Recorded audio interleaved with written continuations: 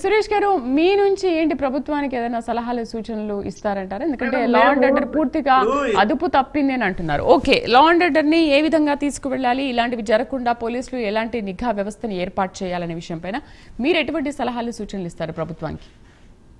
పదే పదే మేము ఎన్నిసార్లు చెప్పినా కూడా ఈ యొక్క కూటమి పార్టీ నాయకులు చెప్పేది ఏంటంటే ఇది రాజకీయ కుట్ర జరుగుతుంది, మా మీద నిందలేస్తున్నారు, మా మీద బురద జల్లుతున్నారు అనేసి మాట్లాడతారు. ఇందాక కూడా మదన మాట్లాడుతూ అంతా సవ్యంగా ఉంది, ప్రశాంతంగా ఉంది అంటున్నారు. రాష్ట్రం ఎక్కడ ప్రశాంతంగా ఉంది?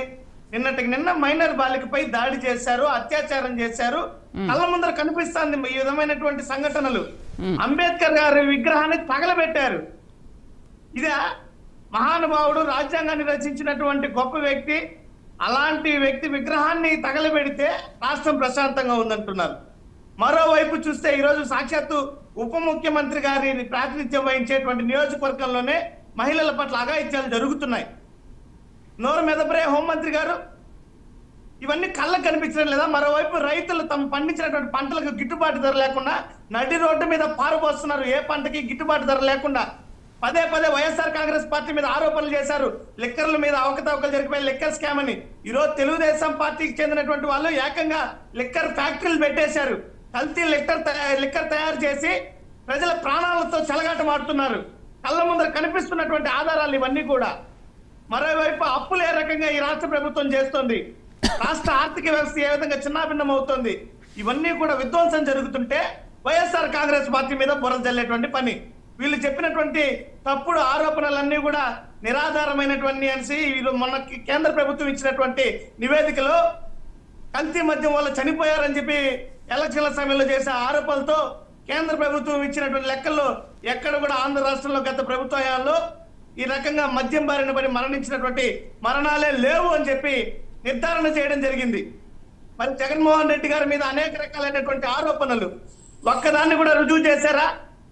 ఎంతసేపు చంద్రబాబు నాయుడు గారు గతంలో విధ్వంసం జరిగిందని, అయ్యా నీ పాలనలో అరాచకాలు జరుగుతున్నాయి, అసలైన విధ్వంసం ఇప్పుడు జరుగుతోంది, కళ్ళు తెరువు. ఈ ప్రభుత్వం కళ్ళుండి కూడా చూడలేని గుడ్డి ప్రభుత్వం, చెవులుండి కూడా వినలేనటువంటి చెవిటి ప్రభుత్వం, నోరుండి కూడా మాట్లాడలేని మూగ ప్రభుత్వం ఈ కూటమి ప్రభుత్వం. ఇన్ని అరాచకాలు కనపడకుండా మళ్ళీ మా మీద మాట్లాడతారు. ఘటనలు వచ్చినాక మేము చర్యలు తీసుకున్న, ఘటనలు జరగకుండా చూడండి అని మేము అడుగుతున్నాం. ఎందుకు చేయలేకపోతున్నారు? మీరు విజన్ 2047 కదా, ఎందుకు 2025లో కూడా ఏం చేయలేకపోతున్నారు? ఇదే ఇలాంటివి జరుగుతుంటే మేము ప్రశ్నిస్తుంటే మమ్మల్ని తప్పుపడతారు. ఇవన్నీ వాస్తవాలు కదా. ఎన్ని కేసులు నమోదయ్యే మహిళల పట్ల జరిగిన అఘాయిత్యాలు ఒక్కసారి రికార్డులు చూసుకోమని చెప్పండి.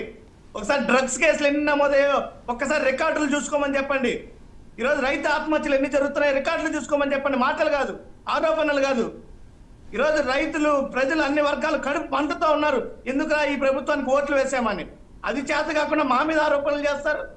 శాంతి భద్రత పర్యవేక్షణ ఎవరిది? ప్రతిపక్షాలదా, అధికార పక్షాలదా? అధికార పక్షం ఎందుకు విఫలం చెందుతోంది?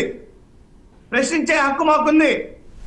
మీరు ప్రశ్నించేదానికి అలాంటి ఘటనలు జరగకుండా చూడండి, సంతోషం అప్పుడు. అంతేగాని ఈ రకమైనటువంటి రాజకీయ కుట్రలు ఎవరిని అంటే ఏంటి సురేష్ గారు, ఇప్పుడు ఈ సంఘటనతో అసలు శాంతి భద్రతలన్నీ కూడా లోపించాయి, లా అండ్ ఆర్డర్ పూర్తిగా అదుపు తప్పిందని అనుకుంటున్నారా? ఓన్లీ ఈ సంఘటన మాత్రమే మీకు కనిపిస్తుందా? మిగతా అంతా ఓకేనా, బానే ఉందా? దేశవ్యాప్తంగా ఉన్న రాష్ట్రాలు ఇన్ని రాష్ట్రాల్లో ఈ రకమైనటువంటి చర్యలు, ఆకతాయిలు ఎందుకు చేయాల్సి వస్తుంది? ఇది రెండోసారి మేడం. తిరుమల పుణ్యక్షేత్రంలో ఈ రకమైనటువంటి బెదిరింపులు రెండోసారి.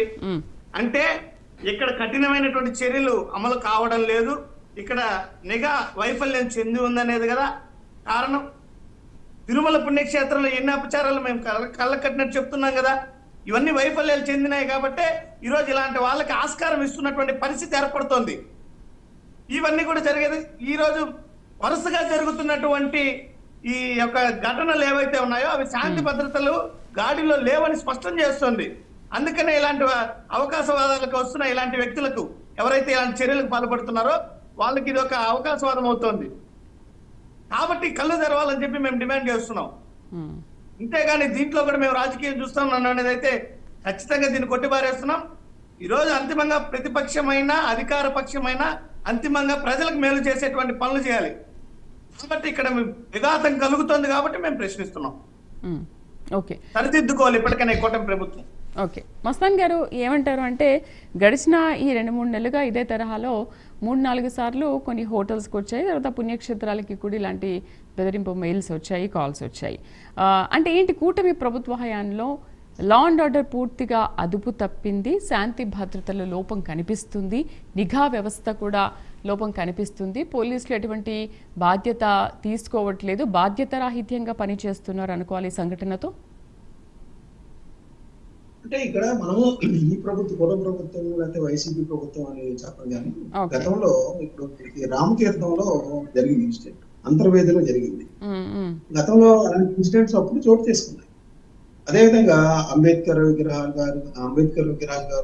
కావచ్చు, అదేవిధంగా వంగవీటి రంగాకు సంబంధించిన విగ్రహాలు కావచ్చు, ఎన్టీ రామారావు గారికి సంబంధించిన విగ్రహాలు కావచ్చు, వీటన్నిటిని ధ్వంసం చేయటం, వాటి దగ్గర ఏదన్నా ఇట్లాంటి చర్యలు పాల్పడటం ద్వారా ఆయా వర్గాల్లో కొంత ఆందోళన కలిగించాలనేది ఎవరైతే వాటిని చేపడుతున్నారో వాళ్ళ యొక్క ఉద్దేశం.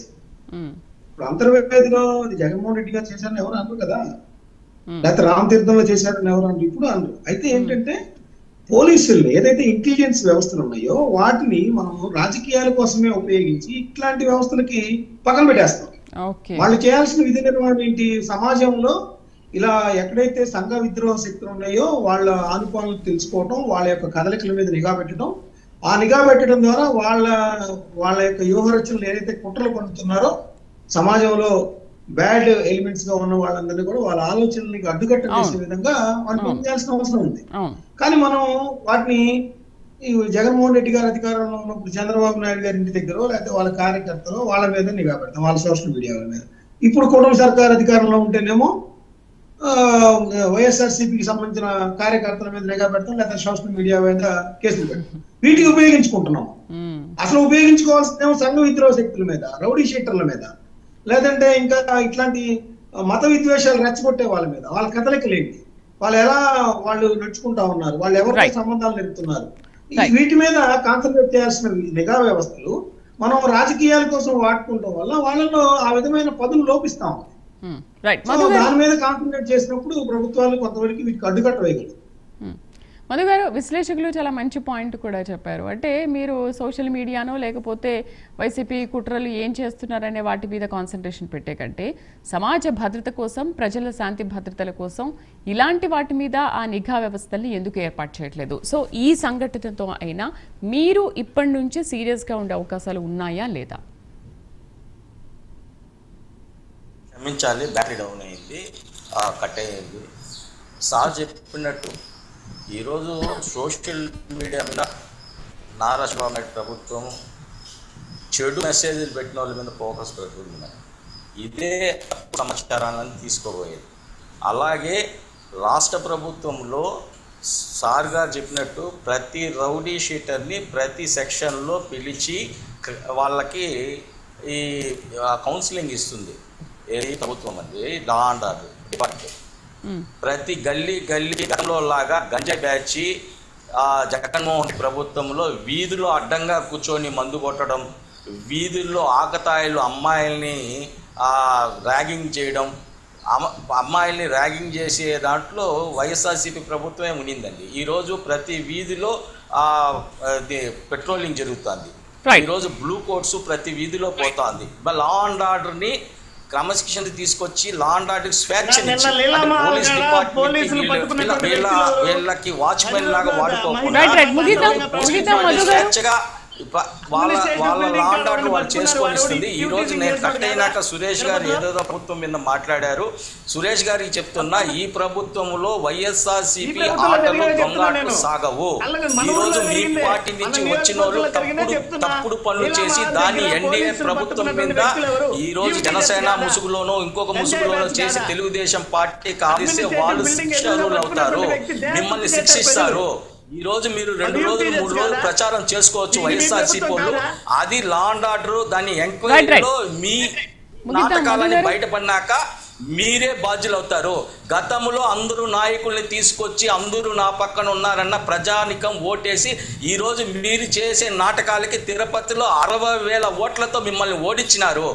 అది గుర్తుపెట్టుకోండి. మీ నాటకాలు కట్టిపెట్టి ప్రజలకు మంచి పని చేసే దాంట్లో, ప్రజలకు మంచి చేసే దాంట్లో మీ కార్యక్రమాలు చేయండి. కానీ ఈ నాటకాల వల్ల మీకే దెబ్బని కూడా, వైఎస్ఆర్సీపీకి దెబ్బని కూడా తెలియజేసుకుంటున్నాం. రైట్ రైట్ రైట్ డిబేట్లో పార్టిసిపేట్ చేసినందుకు సురేష్ గారికి, మధుబాబు గారికి, మస్తాన్ రావు గారికి థ్యాంక్ యూ అండి.